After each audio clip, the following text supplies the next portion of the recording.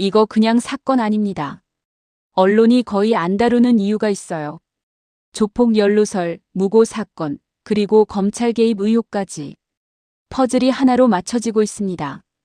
이미 재판에서 드러난 진술, 그리고 이제 시작된 경찰의 진짜 수사. 이거 끝까지 가면 판이 뒤집힙니다. 지금부터 핵심만 딱 짚어보겠습니다. 이번에는 봉지욱 기자와 함께 이야기를 또 굉장히 중요한 얘기거든 이거 네네네. 나누도록 하겠습니다. 왜 중요하냐? 사안도 중요한데 언론에서 다루질 않아요. 오. 거의 그 오마이뉴스 한 곳 정도만 다룹니다. 예. 봉지욱 기자 박수로 모십니다. 안녕하세요. 안녕하세요. 네, 말씀하셨듯이 지금 이게 커지고 있는데요. 저번에 제가 여기 와가지고 파타야 살인 사건에 이제 김영진이 박철민 무고 혐의 재판의 증인으로 나갔다라는 얘기 하나 했고 경기 남부 경찰청이 이 무고 사건을 수사하는데 피해자 중 한 명이 이재명 대통령이다라는 얘기를 했잖아요. 이렇게 하면 너 알아듣겠어? 못 알아들어 그렇게 하면. 그러면 그러니까 내가 판만 깔아드리고 그렇죠. 다시 한번 예. 출발하겠습니다. 봉지욱 기자가 지난번 매불쇼에 나왔었어. 예. 그래가지고 무슨 얘기를 했었냐면 지금 현재 경기 남부청 경찰이지. 예. 경기 남부청에서 파타야 살인 사건의 공범 김형진이 고소한 박철민에 대한 무고 혐의에 대해서 수사하기 시작했다고 얘기를 했거든. 예. 그런데 뭐 갑자기 무고 뭐야 이게 예, 그렇잖아. 지금 그 이게 상태예요. 뭐냐? 이 수사는 그것이 알고 싶다. 박철민 국민의힘이 결탁해서 이재명 제거 작업을 한 것을 밝히려는 수사처럼 보인다라고 운을 뗐었어요. 네. 무고가 어디서 튀어나오는지 간략하게 설명해 드릴게요. 예. 무고 사건의 개요를 말씀드리겠습니다. 검사가 파타야 살인 사건의 공범으로 수감되어 있었던 김형진에게 이재명이 조폭하고 연관되어 있다라는 진술을 하면 김형진 너 내가 좀 싼 티켓 끊어줄게. 예. 형량 좀 낮은 걸로 끊어줄게. 예. 요렇게 이제 회유를 했다는 거야. 근데 김영진은 그걸 받질 않았대. 어허. 그러자 갑자기 조폭 박철민이가 튀어나와가지고 김영진은 이재명이 조폭하고 연루가 돼 있는데 이 김영진이 지금 침묵하고 있다면서 이 건에 대해서 고발을 해. 이해됐다. 예. 예. 그러니까 김영진이 뭐야 어이없는 거지. 어이가 없어. 예. 이 새끼 봐라. 너 내가 무고로 고소한다 이 새끼야. 깔끔하다. 해가지고 무고로 고소를 했어. 예. 근데 그 수사가 이루어지지 않다가 이제 시작된 거야. 받아주세요. 난 좀 쉽게. 좋았다. 그 자료 1번 보시면요. 그 수사가 시작된 게 아니고 그거는 이제 이미 기소가 됐고 그러니까 말씀하셨듯이 방금 얘기하셨듯이 파타야 살인 사건의 공범이었던 김영진이 2023년 5월 윤석열 정권 때 박철민을 무고로 고소했어요. 근데 이거를 그냥 경찰 검찰이 잡고 있어요. 근데 이재명 대통령 작년 6월에 당선되니까 2025년 8월에 뒤늦게 검찰이 박철민을 무고로 기소하고 이때는 피해자는 한 명이죠. 김영진이 고소했으니까. 이때는 한 명이었고 올해 3월에 대법원에서 장영하와 이제 박철민 유죄 확정이 됐잖아요. 이 사람들이 이제 그 조폭 돈다발 이재명 조폭 연루설 퍼뜨린 사람인데 그게 이제 확정이 되니까 대통령이 SNS에 그것이 알고 싶다 사과를 원한다. 그렇습니다. 이렇게 하면서 근데 도대체 그러니까 SBS 노조가 난리가 났잖아요. 박철민이 조폭 돈다발 사건과 그것이 알고 싶다가 무슨 상관이냐라고 난리를 친 거예요. 대통령에 대해서. 근데 그게 긴밀하게 연결돼 있고 사실상 같은 사건이라고 제가 계속 설명을 드렸잖아요. 그렇습니다. 검찰에서 설계가 됐고 네. 그러니까 윤석열이 중앙지검장일 때 2017년에 중앙지검장일 때부터 이재명을 잡으려고 이 조폭들을 불러다 수사를 했고 당시에 박철민이 이 수사에 협조를 했습니다. 거기서 그려진 그림을 나중에 2021년 대선 때 박철민이 폭로를 한 거예요. 그렇지. 그러니까 박철민이 막 상상해서 지어낸 게 아니고 실제로 검찰이 이재명을 그런 식으로 잡아 넣으려고 했거든요. 그때도 이미. 근데 그 내용이 그것이 알고 싶다 내용과 일치해요. 이준석이라는 전직 조폭이 20억 원을 자기 부하들을 통해 가지고 이재명에게 상납했다. 요게 이미 검찰에서 2017년에 수사할 때 이 그림을 그렸다는 얘기잖아요. 예. 그래가지고 이제 제가 그 관계를 말씀드렸는데 이제 이게 이러고 끝날 뻔했는데 박철민의 무고 재판이 최근에 시작이 된 거예요. 근데 첫 번째 공판에 그게 이제 불과 지난주죠. 4월 23일에 박철민의 무고 재판인데 김영진이 증인으로 나왔습니다. 나와가지고 이 기사를 제가 말씀드리는 게 이거는 사실 그냥 발생 기사라고 하거든요. 스트레이트 기사예요. 이걸 언론이 오마이뉴스 김종훈 기자 빼고 아무도 안 씁니다. 맞죠? 그거 이게 봐. 진짜 심각한 거예요. 그리고 제가 두 가지 말씀했는데 예, 예. 언론이 하나 쓴 거는 이거는 지금 박철민의 무고가 피해자는 지금은 김영진 재판이 이루어지고 있는데 보니까 경찰이 수사에 나섰어요. 제가 그걸 어떻게 알았냐면 박철민이 그때 11명을 고소를 했어요. 11명을. 그중에 이재명 대통령도 있고. 근데 경찰이 보니까 이 당시에 박철민이 고소해서 무고했던 사람들한테 다 연락을 돌리고 있더라고. 와. 그리고 저기 지금 청와대 측에도 경찰이 아마 확인을 할 것 같아요. 왜냐하면 이제 대통령의 처벌 의사. 아. 근데 무고가 꼭 반의사 뭐 처벌 의사가 있고 없고는 상관없어요. 그냥 수사하면 되는데 그래도 형식적으로 고소고발 사건 아니고 경찰이 인지한 거잖아요. 인지. 이 박철민이가 새빨간 거짓말을 했구나라는 게 정확하게 드러났으니까 무고라는 것은 네가 거짓말을 해가지고 특정인을 잡아 넣으려고 거짓말을 했을 뿐더러 국가기관을 낭비하게 했어. 국가기관의 권력을 낭비하게 했어 해서 반의사불벌죄도 아니고 친고죄도 아니고 그냥 경찰이 그냥 하면 돼요. 하면 되는데 어제 그러니까 그 다시 그 일지를 보여주시면 어제 경기 남부청 광역수사단 옛날에 광수대 있잖아요. 조폭 잡고 하는 이걸 광수단이에요. 지금 이 광수단이거든 이름이. 예. 경기 남부청 광수단 1팀이 1팀 팀장까지 해가지고 어제 순천교도소에 내려갔어요. 아, 내려가서 김영진을 수사 접견했습니다. 오. 그래서 어제 조사를 해서 조서를 꾸몄습니다. 오. 근데 제가 이걸 어떻게 알았냐면 김영진이 경찰이 조사를 하러 왔는데 망설인 거예요. 왜? 내가 또 정치적으로 이용되는 게 아닐까. 나는 걱정을 하면서 망설이면서 아버지랑 화상 접견을 했어요. 요즘에 이렇게 컴퓨터로 저 스마트 접견이라고 해가지고 화상으로 면회를 할 수 있거든요. 아버지한테 이제 그 얘기를 하니까 아버지가 아니다. 이거는 대통령의 억울함을 풀기 위해서라도 네가 다 얘기를 해야 된다. 설득을 해서 이제 조사가 이루어진 거예요. 네. 근데 실질적으로 교도소에 있으니까 뭔 내용을 조사했는지는 모르겠지만 네. 아무튼 얘기할 때 그렇다면 이제 김영진은 2018년부터 지금까지 똑같은 얘기를 계속 반복해서 하고 있다고 제가 말씀드렸잖아요. 그렇습니다. 말씀드렸는데 김영진이 여태까지 이제 제가 공개 안 한 것 중에 김영진이 그러면 어제 무슨 경찰한테 무슨 얘기를 했을까라고 보면 이번 자료를 보시면 이미 본인의 살인 사건 재판에서도 피고인 의견서라고 해가지고 변호사를 통해서 재판장한테 계속 의견을 냈는데 전체는 아니고 뭐 한 20장 냈으면 그 중에 한두 장은 이재명, 은수미 관련 내용이 있습니다. 그래서 그게 이제 3번 자료 1차 의견서의 주요 내용인데 이거 최영진 씨가 좀 읽어주시죠. 자, 검사는 그것이 알고 싶다 2부가 피고인의 신변에도 여론이 형성되고 이재명 도지사, 은수미 성남시장을 말하며 국제 마피아파 고문들 아니냐며 대단하신 분들과 조폭들은 다 연결됐잖아요. 자리 잡고 하면 다 배신하는 것 아니에요 등 농담까지 했습니다. 이게 2019년에 김영진이 법정에 제출한 겁니다. 2019년에. 2019년. 그러니까 본인의 재판에 이제 본인을 방어하면서 검사실에서 자기가 조사받을 때 있었던 얘기를 똑같이 하고 있잖아요. 네. 근데 그 다음에 2020년에도 5번 자료 보시면 최종 의견서라는 제목으로 본인이 자필로 또 내요. 이거를 2020년 경에. 예. 그러니까 이건 박철민이 폭로하기 1년 전이잖아요. 이미. 그렇죠. 이때 6번 자료 한번 읽어주시죠. 예. 자, 김영진의 최종 의견서입니다.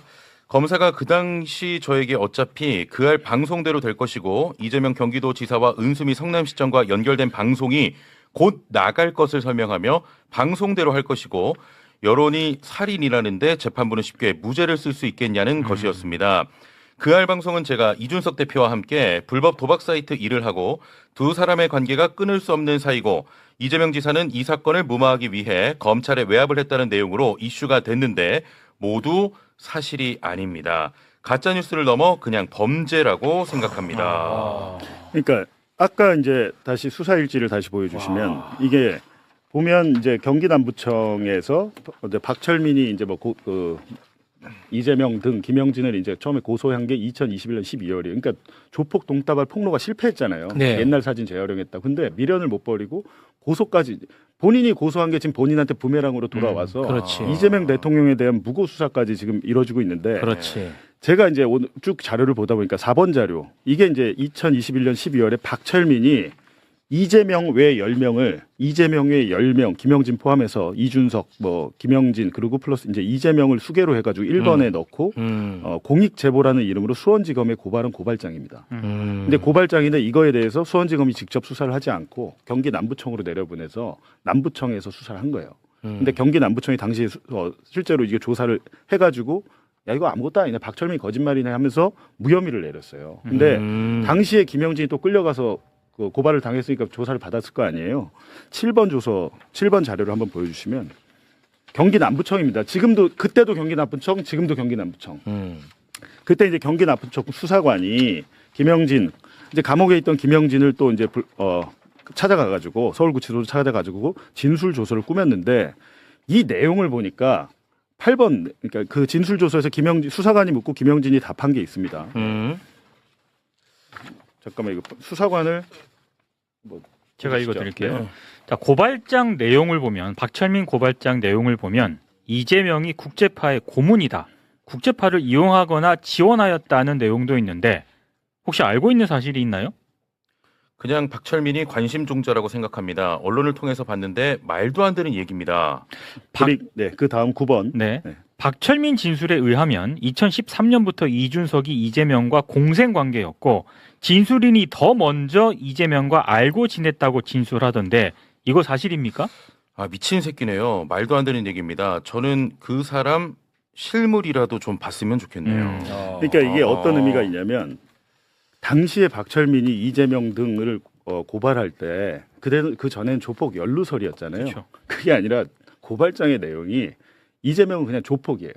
아 조폭이야. 성남국제 마피아파의 고문이라고 하고 아. 은수미도 고문이라고 해가지고 아. 한 겁니다. 근데 그 무리함이 있었으니까 네. 지금 다시 또 수사할 수 있는 거네. 그러니까 근데 보세요. 지금 김영진은 자기가 어찌됐든 박철민을 고소해서 무고 재판을 자기가 증인으로 나가서 얘기하고 있잖아요. 그렇습니다. 이게 사실은 여기서 끝날 수 있었는데 경찰이 보니까 이거 안 되겠거든. 음. 그래가지고 이제 이거는 지금 어떤 수사를 하고 있는 거냐면 이 뭐 이재명 대통령을 비롯한 이 피해자들한테 야 박철민 저 우리가 처벌해 줄게 얘기 좀 합시다 뭐 조서 씁시다 이게 아니고 당시에 박철민의 단독 범행이 아니라고 보이지. 이건 단독 범행이 아니고 단독 범행처럼 지금 제가 보이지. 말씀드렸지만 박철민이 지어서 한 게 아니고 음. 검찰에서 이게 이런 정도로 예. 이재명을 잡기 위해 설계가 됐다고 예. 했잖아요. 그리고 대선 기간에 폭로를 했던 것도 지금 본인의 아버지가 국민의힘 전직 시의원이고 성남 시의원이고 당시에 장영하 변호사도 국민의힘 소속이었고 네. 또 다른 국민의힘 관계자가 있는데 저희가 이제 취재하기로는 실명을 못 밝히겠는데 국민의힘 중진 의원이 한 명 있습니다. 예, 국민의힘 중진 의원이 중진 의원이 있어서 예를 들면 그 뉴스타파에서 보도를 했습니다만 박철민의 그러니까 양어머니를 시의원을 공천했잖아요. 공천했어. 네, 원래 떨어뜨렸다가 공천했는데 경기도당 거기 성남시니까 성남시 의원은 경기도당에서 결정을 해야 되는데 경기도당에서 결정을 못하고 그 다 관계자가 얘기를 했잖아요. 중앙당에서 전화 중앙당에서 맞아, 꽂았잖아. 맞아. 예. 꽂았다라고 하는데 그러니까 이게 국민의힘 본진까지 연결이 된 사건이에요. 그렇지. 그래서 지금 경찰이 하려고 하는 게 그 배우와 몸통을 찾고 있는 겁니다 지금. 이게 엄청 큰 수사야. 그래갖고 제가 이제 오늘 갑자기 와서 이거는 설명을 해야겠다라고 해서 온 건데 이게 지금은 뭐 이제 국정조사다, 뭐 국정조사 특검이다 이렇게 가겠지만 네. 한 축으로는 사실은 우리가 검찰에서 도대체 어떤 짓을 벌였는지가 굉장히 궁금하고 네. 그 검찰과 예를 들면 국민의힘이다. 국민의힘의 배우 몸통이 있는데 본진에 누구냐 그게. 그렇지. 예. 라고 하는 게 이제 대통령은 이 조폭연루서라고 대장동 그분으로 사실상 그 대선판을 이 뒤집어졌다, 도둑 맞았다, 뭐 이렇게 표현을 했잖아요. 근데 실제로 그런 일이 있었던 거예요. 근데 거기에 대해서 최근에 이제 또 동아일보 2021년 10월 9일자 대장동 그분 네. 그 보도에 대해서 또 뭐 한국 신문상을 준 거를 뭐 취소해야 되는 거 아니냐 이렇게 네. 또 올렸더니 뭐 동아일보는 지금 일단 아무 말 하고 있지는 않지만 내부는 굉장히 부글부글하답니다. 이거 가만히 둬야 되냐 뭐 해가지고 그러니까 대통령에 대해서 부글부글한다는 거야? 부글부글하고 이거 아니- 우리 가만히 있지 않겠다. 막 아, 이런 식으로 뭐 진짜. 이제 근데 들리는 얘기가 그래요. 그런데 이거를 뭐 대응을 어떻게 할 건지 뭐 본인들이 좀 열받은 상태인가 봐요. 근데 전해 듣기로는 그런 것이고 어제 한국 기자협회에서 보니까 또 대통령의 그런 수상 취소까지 하라는 건 이건 진짜 아니지 않냐 뭐 이런 식으로 그렇죠. 이제 지적을 또 한국 기자협회에서 한 거예요. 근데 그런 식으로 할 수는 있습니다만 제가 이제 열이 받는 건 뭐냐면 윤석열이 집권해서 검찰을 동원해서 언론사와 기자들을 압수수색하고 강제 수사를 할 때는 잘 참아. 거의 가만히 있어요. 아니 잘 참아. SBS 노조도 그렇고 잘 참아. 그때 그러니까 지금 대통령이 검찰을 동원했습니까? 국정원을 동원했습니까? 기관을 동원해서 하는 게 아니고 그냥 어떻게 글 하나 보면 올렸다. 글 하나. 가장 얕은 수준의 자기 의사 표현을 한 거죠. 근데 그걸 가지고 언론을 길들이게 한다랄지 뭐 탄압한다라고 하면 예. 그러면 너 대통령이니까 옛날에 당한 거 다 참아. 이 사건이 제가 말씀드린 게 단순하게 그냥 해프닝으로 있었던 사건이 아니고 아니, 대통령이 만약 이 사건에 대해서 참잖아요. 그건 잘못된 거예요. 왜냐하면 그렇죠. 이거 민주주의를 파괴한 거기 때문에 목소리를 내야 되는 그러니까 거예요. 사건의 진상이 정확히 드러나서 이런 일이 또 벌어지면 안 되잖아요. 그렇죠. 근데 그런 차원에서 이제 본인은 피해자로서 그 지적을 할 수 있는 것인데 대장동 그분에 대해서 이번 국정조사 때 제가 3차례 나갔습니다. 네. 참고인으로 3차례 나갔는데 엄청난 성과가 있었어요. 네. 사실상 이제 대장동 그분 뭐 그거 아닌 거는 다 이제 끝났고 네, 끝났고. 이미 대검 중수부에서 그 대장동 대출 브로커 그러니까 윤석열이가 그 대출 브로커 봐준 거 그 증언까지 그 다 나왔잖아요. 네. 그거 기사 한 개예요. 아, 기사 한 개. 그리고 제 기록에 녹취록도 조작하고 강백신이. 강백신 컸어. 제가 이제 그런 것도 했잖아요. 그렇죠. 보도가 안 되니까. 안 돼. 왜 보도가 안 된 문제가 뭐냐면 이제 민주당은 오늘 그 강백신 뭐 이런 사람들 부장 검사들하고 또 위증으로 고발한다고 하고 지금 특검을 추진하겠다고 했는데 국민적인 여론 공감대가 형성이 안 됩니다. 이게 네. 보도가 안 되면 또 특검이야? 그렇죠. 이거 왜 하는 거야? 아, 맞아요. 아. 이렇게 된단 말이에요. 예. 지금 사실 이번 국정조사 성과는 어마어마하게 뭐 역대 많이 최고예요. 나온 역대 거죠. 최고. 그렇죠. 대북 송금 사건 그렇죠. 대장동 그렇죠. 대다수 그 이슈에 대해서 그 의제에 대해서 뭐 검찰뿐만이 아니고 국정원 감사원 다 동원돼 가지고 네. 완전히 검찰의 개노릇을 했더라고요. 그렇습니다. 모든 권력기관에 검사가 다 가가지고 그리고 제가 봐도 뻔히 말도 안 되는 거짓말들을 하는데 특히 박상용 같은 경우에는 국가정보원 문건을 압수하기 전에 미리 그 국정원에 파견된 검사랑 공문 주고받으면서 짜고 친 거 아니에요. 그렇죠. 66건, 야, 대북 송금 관련해서 66건이 있는데 딱 보니까 13건 빼고 나머지 숨겨 놓은 다음에 압수수색을 간 거예요. 이 사실이 지금 정확하게 드러났잖아요. 나왔잖아. 이게 국가정보에서 이렇게 드러나고 리오남이 없었다는 것도 국정원에서 다 확인이 되고 했는데 제가 그 자리에 앉아보니까 이제는 국민의힘이 윤석열이는 당선되자마자 국정원에 검사 보내가지고 장악해가지고 서해공무원부터 시작해서 다 틀을 설계를 했잖아요. 네. 이제는 국민의힘이 국정원을 못 믿겠다라고 나오는 거예요. 예. 국정원을 부인하고 있어요. 부정하고 자기들이 맞아요. 그렇게 써먹던 국정원을 그렇습니다. 그래서 부인하고 국정원 있는, 직원이 정말 열변을 토했잖아. 그러니까 지금 어마어마한 일들이 벌어지고 네. 있어. 근데 언론이 안 쓰니까 매불쇼를 보시는 분들도 이게 관심이 없는 것 같아.